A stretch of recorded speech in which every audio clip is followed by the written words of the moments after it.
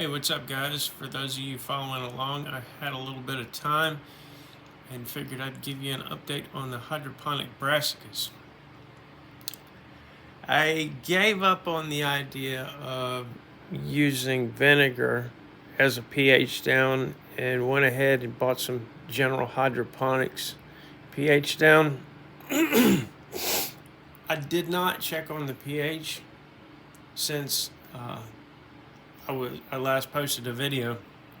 I'd meant to, but everything seemed like it was doing fine, and yeah, I didn't even bother with it until a couple of days ago. I added 10 gallons of nutrient, and the pH was above 8. So I'd read somewhere about using vinegar. It only said apple cider vinegar. So don't use that because, initially it'll lower the pH, but as it breaks down, it can actually raise the pH. So maybe that's what happened. I checked the Kratky system, and the pH in that has stayed where I left it. So I don't know if it's got something to do with the plants growing, but anyway, I just decided to get some commercial pH down, and I got the pH where it needs to be. Well, I think it's at like 6.5, so we're running with that.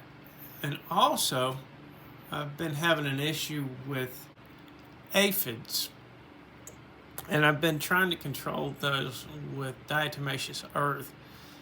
I've got a bunch of food grade diatomaceous earth, and I started to apply it with a makeup brush, and that didn't seem to be, doing the trick. For one, I left the fans on when I was trying to do it, so it was just blowing the stuff everywhere, and it's not really something you want to get in your lungs. It's like powdered glass. So that didn't work very well, and I figured, well, let me mix some of it up with water and squirt it on. That didn't work because it just beat it off. So then I said, all right, well, let's put in a drop of Dawn dish detergent. And that worked. I probably could have put a little bit more in for a better result, but that seems to work pretty well. Now, about sprayers, if you try to use a conventional spray bottle with a trigger, those work with a piston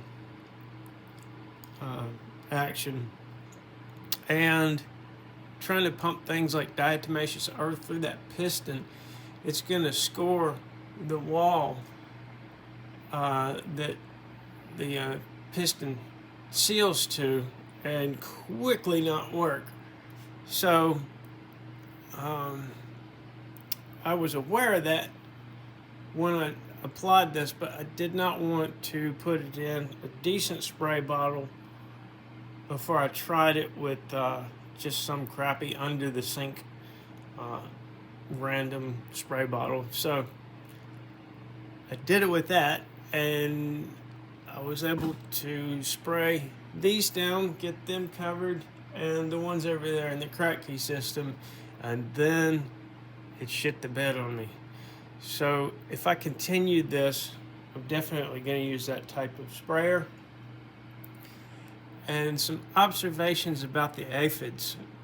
This doesn't seem to be doing much good, but you can see here some aphid damage, and right here was the latest that I came out here to this morning. And it's not a big deal, it's just kind of annoying. So I got to thinking about it, and why the diatomaceous earth doesn't seem to be doing the trick. Well, whenever you find aphids like this, most of them seem to be full-grown adults. And I believe what happens is once they reach that state where you can find them, they're big enough and they're all together. I think that when they reach that state, they're all together up there.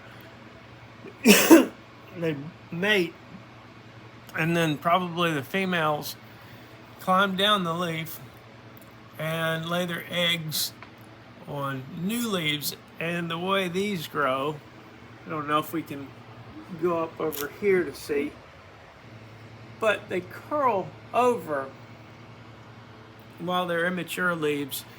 So that gives the aphids a very nice protected nursery while they're young. So pretty much impossible to get diatomaceous earth to them at that point. But I also believe that that's, why they're so hard to get rid of. I thought that maybe they came in on these ferns, just overwintering in here, so I sprayed them down with diatomaceous earth. And yeah, but like I say, I think that once you see an infestation in a spot, that they've been there a long time, long enough to mature. I don't know what the life cycle is on these things, but as a side note, ants will farm aphids, and for their butt nectar, I'm not even kidding about that, they'll actually farm them, and their excrement is a sugary substance. And we'll go over to the crack here. I'm going to show you something over there.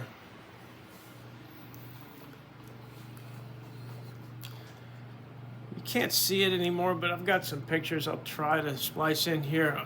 I am in the process of switching over to using iMovie, and I am not familiar with it.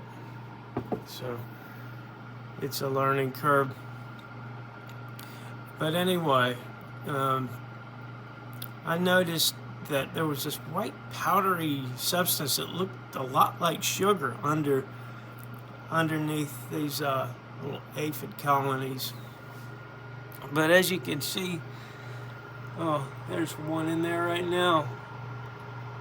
These have really taken a beating as far as the aphids have been concerned.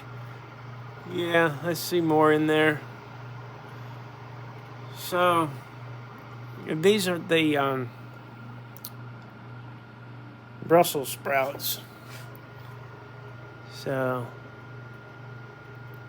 that's how they're doing. I went in here and I checked the nutrient and all that jazz yesterday.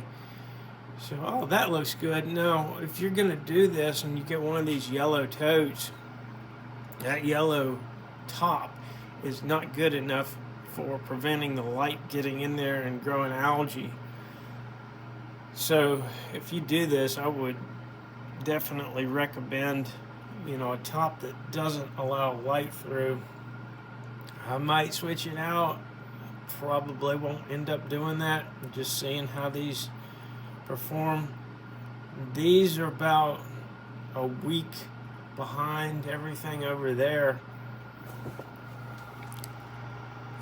Yeah, that's how things are going. Oh, by the way, on the mini broccoli over there are some florets starting to come in. So we'll be harvesting something pretty soon over there. All right, guys, later.